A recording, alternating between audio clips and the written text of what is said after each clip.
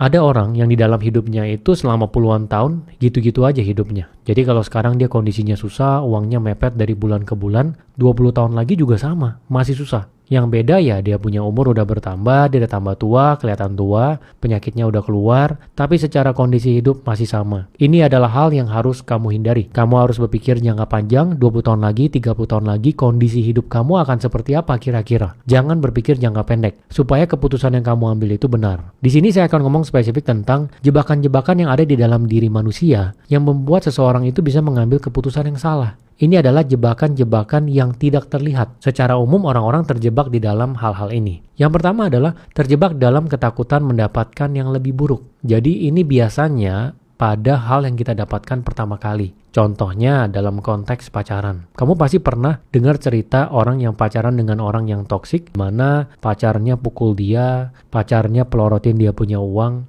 tapi dia nggak mau lepas dari pacarnya karena dia menganggap kalau dia cari yang baru belum tentu lebih baik dari yang sekarang. Dan yang sekarang ini mungkin bisa berubah. Jadi dia melihat bahwa yang sekarang ini udah yang terbaik. Kalau yang baru nanti mungkin secara tampang nggak sebagus yang sekarang walaupun sifatnya mungkin lebih baik dikit. Jadi dia nggak mau untuk berpindah ke yang selanjutnya. Dalam bisnis juga sama. Orang-orang yang pertama kali berbisnis banyak banget yang dia lengket dengan bisnis pertamanya. Dia jatuh cinta dengan bisnisnya. Jadi bisnisnya mungkin di bulan-bulan awal menghasilkan, tiba-tiba tidak menghasilkan. Dia udah mencoba segala cara, tidak menghasilkan, dan dia seharusnya sudah pivot ya, mengubah ke bisnis yang lain. Tapi dia nggak rubah. Karena dia merasa bahwa kalau dia rubah ke bisnis lain, belum tentu sebaik bisnis yang pertama. Dalam konteks kerja juga sama. Orang-orang yang pertama kali kerja, biasanya dia akan merasa bahwa perusahaan yang pertama ini adalah perusahaan yang terbaik. Dia nggak mau pindah ke perusahaan baru karena dia merasa nanti perusahaan barunya takutnya lebih jelek dari perusahaan yang sekarang. Dia udah deket dengan orang-orang yang ada di perusahaannya, dia udah nyaman dengan cara kerjanya, jadi dia nggak mau pindah. Jadi orang tuh terjebak karena dia